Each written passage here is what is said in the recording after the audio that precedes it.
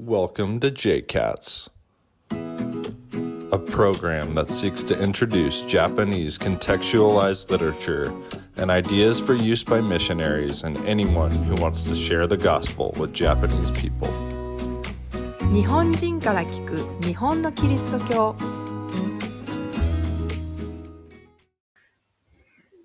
Hey, welcome back. Thank you for joining me.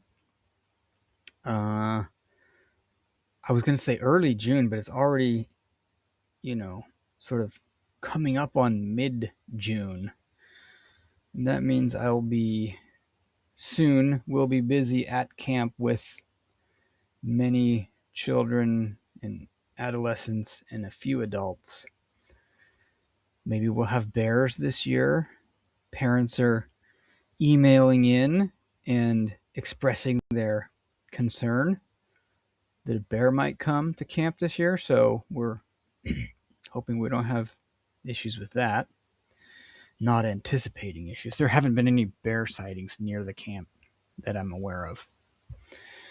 But a couple of things with JCats. Excited. Hopefully by the end of summer, we'll have more of like a website, and hopefully we can start having some of the principles and concepts that we talk about in like a short written explanation, so that people who are not super into listening to podcasts can kind of quickly get overviews of some of these concepts. I don't know that it's like the stated goal, but one of the things that I really want to accomplish with this is getting contextual concepts into people's minds as painlessly as possible. So a lot of these things that we look at, they're either expensive or they're difficult to acquire. They could be out of print, or they could be in Japanese, which makes them difficult to access. Or there could be 3 or 4 really important gems in a book that could be a couple hundred pages long, and you kind of have to sift to get the missionary pertinent stuff.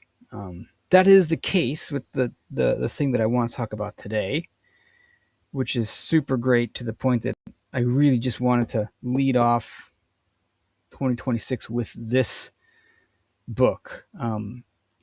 But, stuff got out of the way, and so I'm 6 months late on this book. But before I get back to that, also excited, in addition to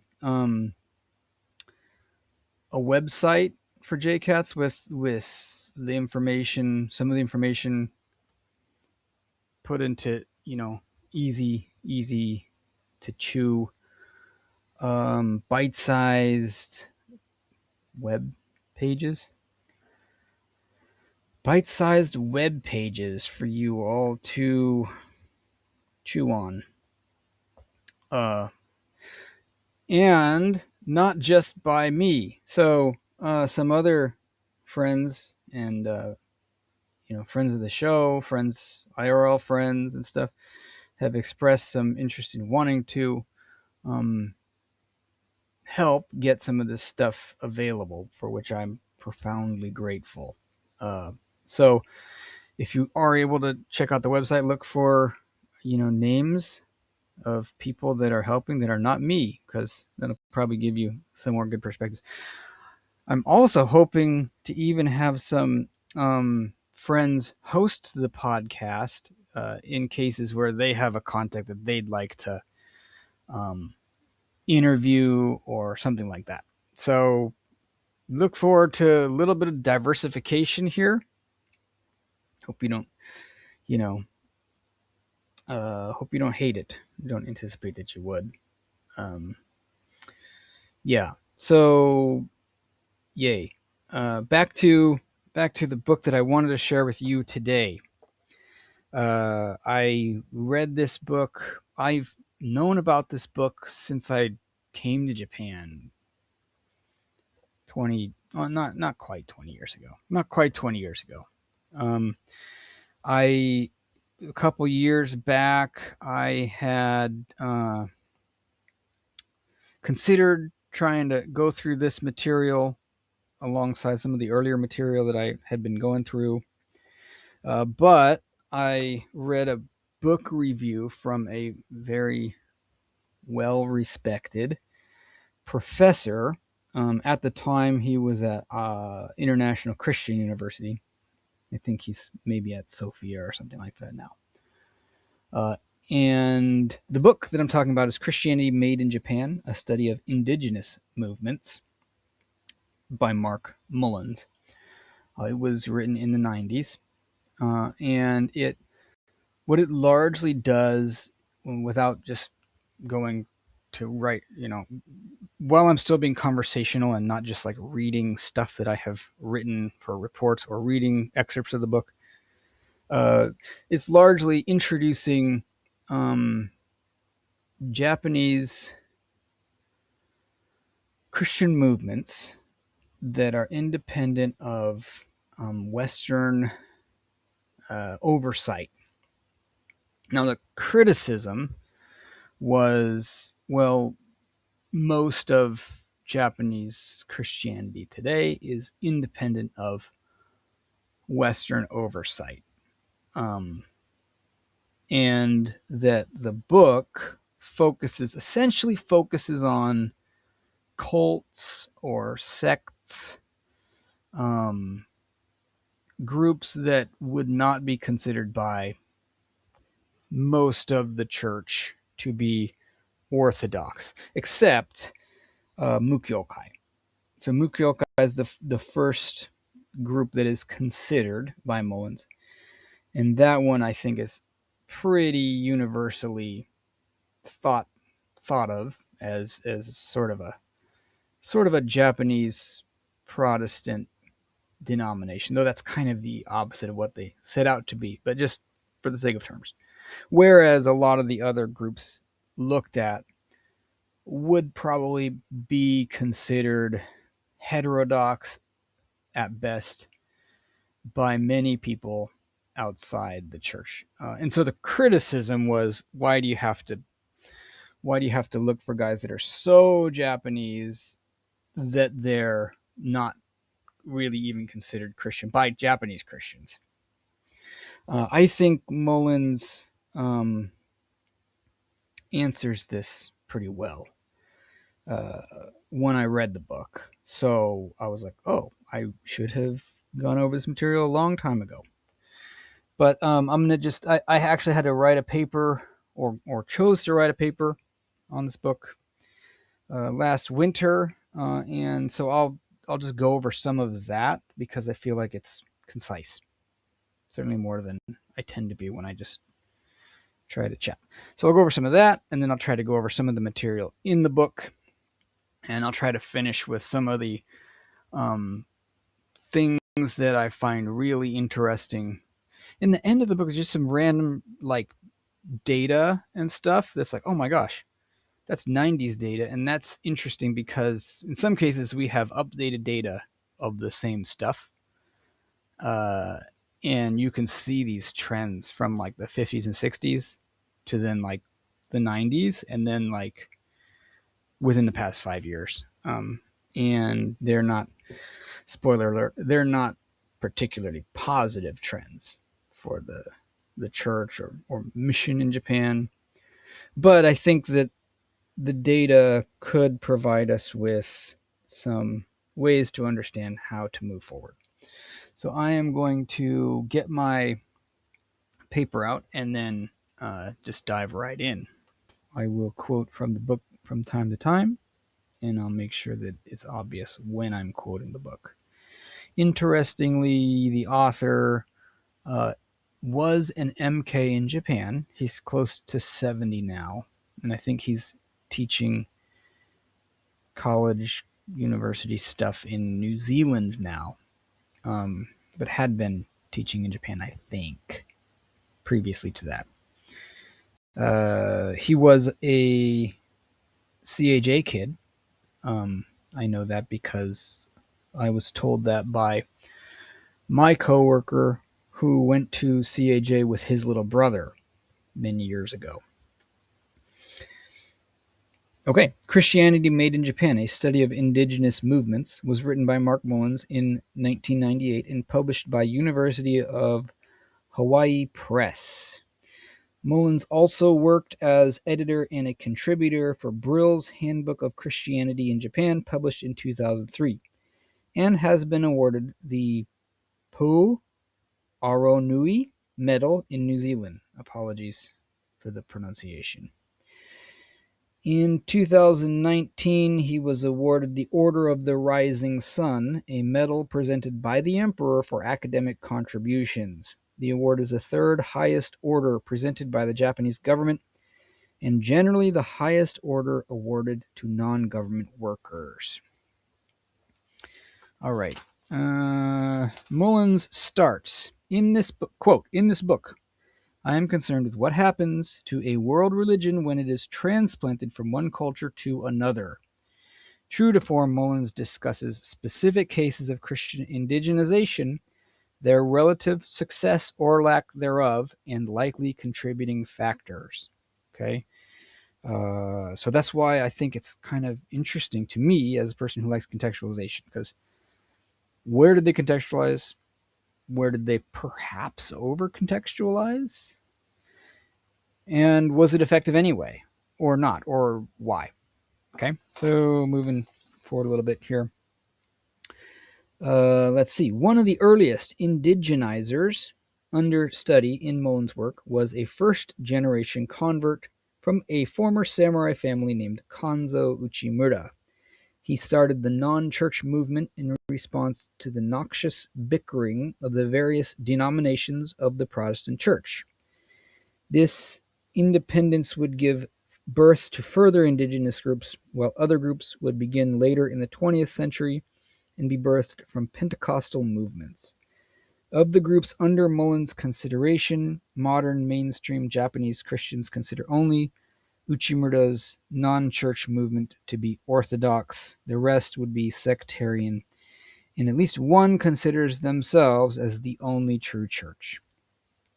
Okay, so some interesting stuff in there. I haven't talked about Uchimura on the podcast yet. I am not an Uchimura expert. I have met a guy that's done some work on Uchimura, and I'm hoping I can get him on the show before he leaves Japan later in the summer. Fingers crossed. I think it'd be great to get some good Uchimura content. What was the other? Oh, the other thing that I thought was interesting here, key point. Historically, Japanese Christians have really, really hated Protestant denominations. Just the disunity seems to be a real problem for some of these earliest groups, like why they broke away from the sort of traditional Christian groups. Has to do with, one of the factors seems to be the way that Protestant groups, denominations, or denominational people were so out of sync with each other. A lot of bickering and stuff. Kosuke Koyama calls, in Water Buffalo Theology, calls denominationalism demonic. So, just little cultural tidbit there. Yeah. Disunity is seen in a much more serious light, I think, historically in Japan, in the Japanese church, than in maybe the individualist context of North America. Okay, getting back to this. Chapter 2 details the early history of the Protestant Church in Japan, from the three initial bands of Protestant Christianity in Yokohama, Sapporo, and Kumamoto, and how they developed from foreign missionary cooperation and rivalries into the network of Japanese churches that would follow. These churches would come under increasing control by the imperial government until the end of World War II. Emerging from the fall of imperialism, the Protestant churches would draw up declarations of repentance for the complicity in the aggression that Japan wrought on their Asian neighbors, though newer evangelical churches started by post-war Western missionaries would continue to accuse the older churches of unforgivable capitulation and compromise for decades, though it seems the rhetoric is becoming more congenial today. That's good news. Because of the strong correlation between imperialism and inculturation in the pre-war period, most Japanese Protestants are wary of Japanized Christianity. Still, a number of movements popped up, and Mullins introduces, defines, and compares and contrasts these movements in Chapter 2. Okay, Chapter 3, we begin to dig into the indigenous groups in question. First, noteworthy point being that traditional Christians in Japan, both missionary and native, would fit firmly in Niebuhr's Christ against culture camp. Okay, Niebuhr, not Reinhold, the other one. Richard Niebuhr, right? Christ and culture. Important work, I think. Talked about how Christians have interacted with culture. So basically, you could say Christians are in the Christ against culture camp, which would be culture's bad, so we throw it away and maybe create new Christian culture, something like that. Christ in culture, I think, would be one that's just like accept the culture. People are made in God's image, so there's good stuff in culture, including probably culture that's based in religious stuff, non-Christian religious stuff. Christ transforming culture could be like, there is good in the culture, but it maybe needs to be redeemed. So you could take non-Christian cultural practices and sort of Christianize them. Okay. I think that in my limited studies and stuff, I think that the missionaries in Japan historically have taken a pretty strong Christ against culture position, to probably the detriment of the spreading of the gospel. Now, I think the counter argument would be to say that it was necessary to preserve the integrity of the gospel, but then you go back and forth, right? But this would be something that probably led to some of the movements that we're going to talk about. Okay, both Shinto and Buddhism are generally considered by the church to be wholesale idolatry, and nothing from either religion is generally encouraged. Understandably, this lack of local flavor has left Christianity a rather bland offering for native Japanese people. Kanzo Uchimura was the first to break from Western control, beginning the non-church movement, in which he emphasized Christianity as a completion of Bushido, the Confucianist ethic of the samurai class, which had been abolished by the modernization of Japan.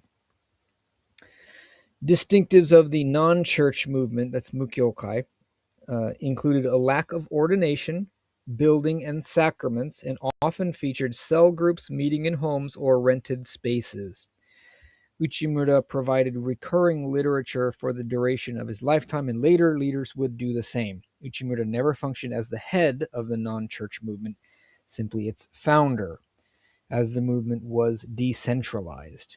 While there are still non-church Christians today, as of Mullins' report 30 years ago, the non-church movement was struggling to maintain momentum without the centralized training and leadership that it had originally sought to leave. Okay, so that's the non-church movement. A few years after Uchimura started the non-church movement, Matsumura Kaiseki would be expelled from ministry for criticizing the paternalistic tendencies of the missionaries he worked with, and would go on to start a group known as The Way. And then Kawai Shinsui, another convert that was trained in various mission settings, would come into conflict regarding a family situation due to his father's illness. He proposed returning to his village while his wife would continue the work locally. This was denied by missionary employers, and Kawai felt that caring for his father was the only morally responsible decision, resulting in his break with traditional Christianity.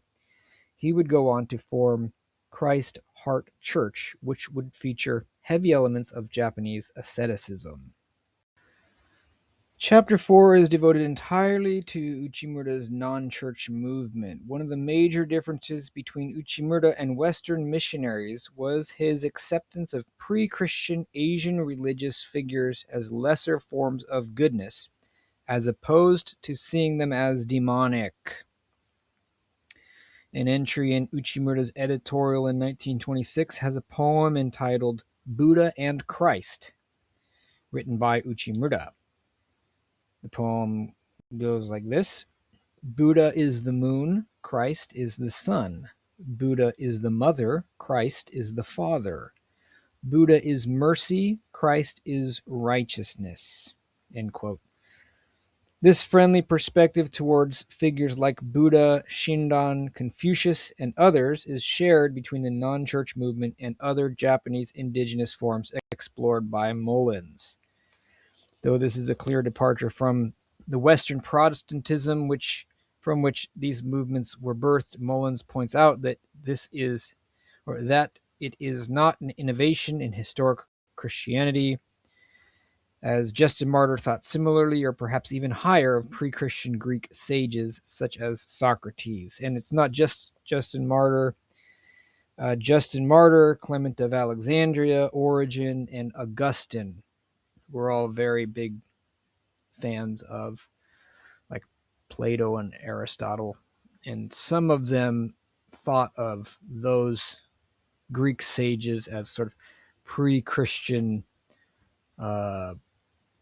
enlightened, well, see, now I'm using the wrong, that's Eastern language, but almost like pre-Christian Christian type of things, depending on the thinker. So the idea that, Uchimura and others were really friendly with like Buddhist Confucianist ideas is not unique to Japanese Christianity or indigenous Christianity. It's in Western Christianity as well. It's just farther back in history. But even today, I think a lot of Japanese pastors or Christian sociologists will try to find good good points in perhaps some Buddhist ideas, perhaps some Confucianist ideas as entry points to talk about Christianity. And again, I'm not an expert in those fields, but I think it's worth considering, and I think it's something that was not considered at all largely in early missionary work, and really I imagine in most missionary work in Japan, even till today. Okay, so chapter 5 of the book focuses on Matsumura and Kawai, the aforementioned founders of The Way and Heart Christ Church. Matsumura was affiliated with the Yokohama Band, the first group of Japanese Protestants before establishing the Way as a new religion. Remember, we have some work on the Yokohama Band, the Sapporo Band, the Kumamoto Band in one of our earliest episodes. I think it's Japanese Protestant Church History with Professor Kai.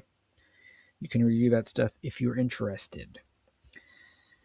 While learning at the Hepburn School, one of the very first Western schools in Japan and run by missionaries, Matsumura had a vision in which he was told that the Christian god was Tente, the god of Confucianism.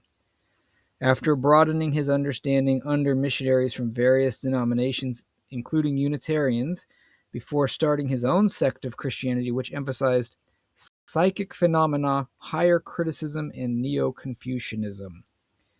His innovation was an attempt at a Japanese Reformed Christianity. A few decades after Matsumura, Shinsui Kawai came to faith in Christ not far from Yokohama after experiencing a number of family tragedies. Like other indigenous innovators, he wondered what kinds of interactions Eastern religious minds could have had with Jesus. He took an approach that sought to understand God's pre-Christian work in Asia and incorporate some of those ideas into the Christ Heart Church. That included hours of daily meditation and other ascetic practices. In a creed produced by the Christ Heart Church, adherents proclaim, "We believe the ways of the ancient saints," including pre-Christian Asians, "are not destroyed, but rather fulfilled by the coming of Christ." Okay, so I think this is a good place to sort of take stock of where we are. These first three indigenous movements, Mukyokai, the non-church movement, was founded by Uchimura Kanzo in 1901, widely considered orthodox. The Way, Matsumura Kaiseki is the founder, organized in 1907. There's going to be some things that people will disagree on more. And then the third of these early movements, Christ Heart Church, Kawai Shinsui, organized in 1927. Western influences. So Western influences, Uchimura Kanzo was influenced by William S. Clark, professor and lay Christian, Sapporo Agricultural College, and Amherst. I think I'm reading that right. That's a different place. Because Kanzo Uchimura's, again, we get a Kanzo Uchimura expert. We can look at all his influences. He's not just influenced by one. I think people have talked about him as like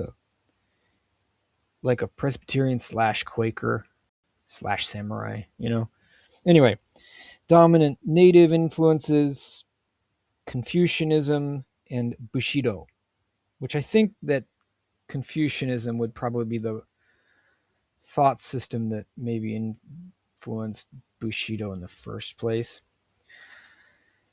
And I also think, we sometimes maybe we talk about Confucianism like it's an Eastern religion, but I think some people talk about it, in a similar category to like Aristotelianism, which Western Christians wouldn't object to in any way, generally speaking. I'm just throwing these ideas out here because I'm not, again, I haven't studied any of them enough recently to defend any definitive statements, but dominant native influence, Uchimura Kanzo, non-church movement, Confucianism, Bushido. The Way, that's the Kaiseki, Matsumura Kaiseki.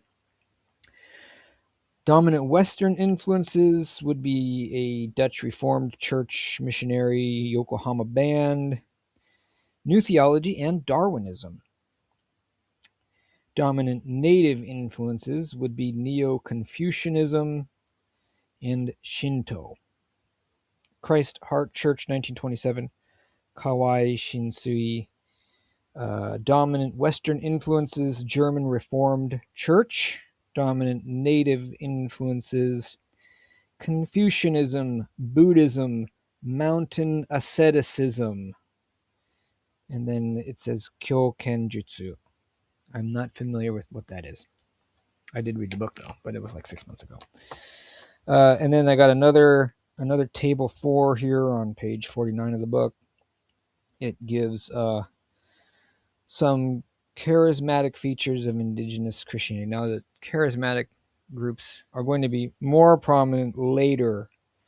None of the bars are highlighted for Mukyokai.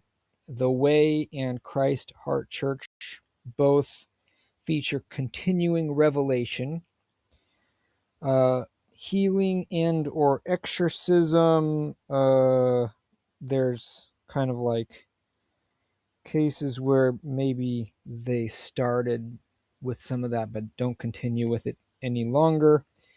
And then Christ Heart Church, that's the 1927 one, has spirit world interaction and an extended or modified canon. So those are the early movements. Besides Mukyokai, the next two are listed, or they talked about it in the chapter 5, Christianity as a Path of Self-Cultivation. So you get more of the more of the kind of self-denial types of things that you can easily find in Christianity, right? But maybe fitting within something more of like a samurai framework, which makes sense because the samurai class was dissolved, and then you have a lot of, like a disproportionately high number, I think, of samurais becoming Christians, or former samurais becoming Christians, which also makes me feel like probably, and again, maybe an expert could handle this better, probably some of these principles that are based more on like Bushido kind of stuff might generally be less applicable to Japanese today, because Japanese today are not samurais. They're more like everyday people. That's not to say that we just throw it all out, but I think that other stuff comes up a little bit more naturally with everyday people today.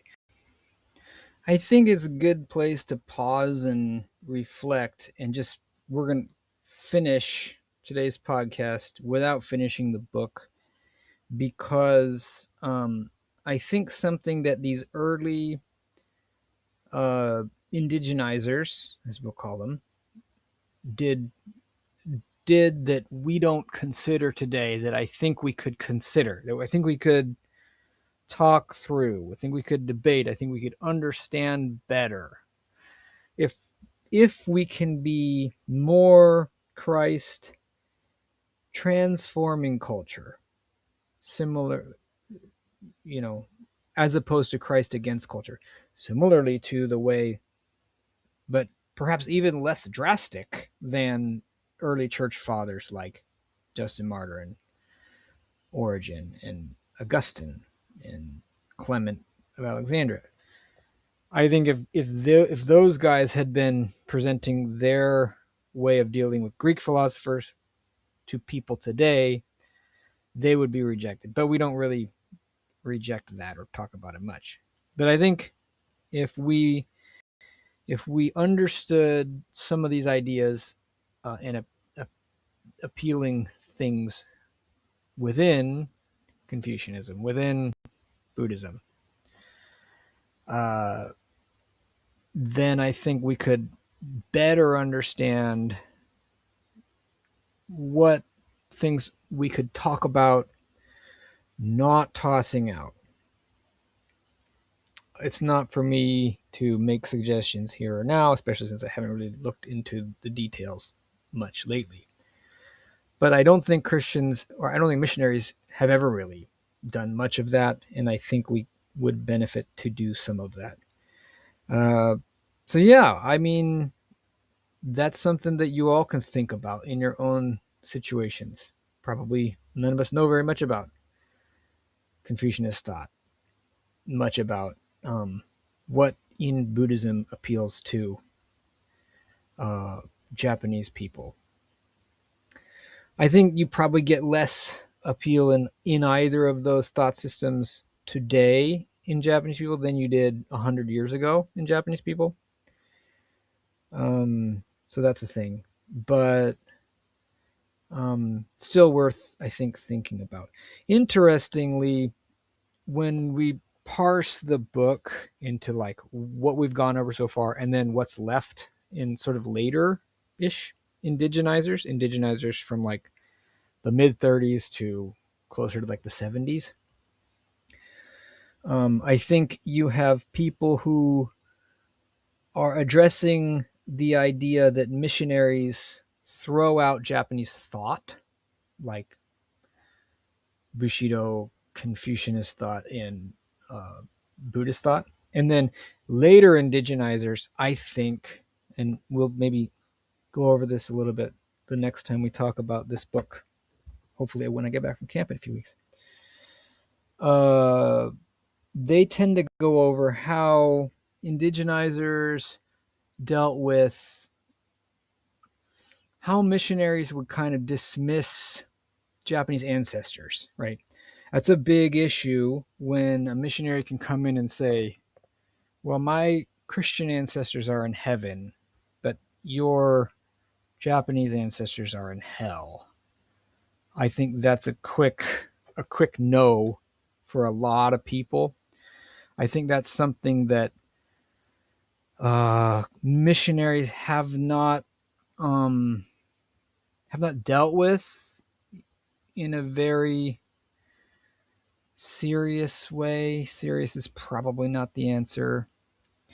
Maybe I'll bring up some just Protestant thinkers that are well respected that have talked through a little bit about, have worked through a little bit about what happens to people who never had the opportunity to hear about Christ, which is, I guess, how a lot of Japanese would consider their ancestors, right? So maybe we'll go over those later indigenizers, the way that some Protestant theologians have dealt with the issue of those who have never had the chance to hear and then died, and then how Japanese indigenizers, later indigenizers from the 30s to the 70s, have dealt with dead relatives, have dealt with ancestors, and how they, as Christian groups, have tried to think through ways to honor deceased relatives. Okay, let's look at that next time. Thanks a lot. Peace out.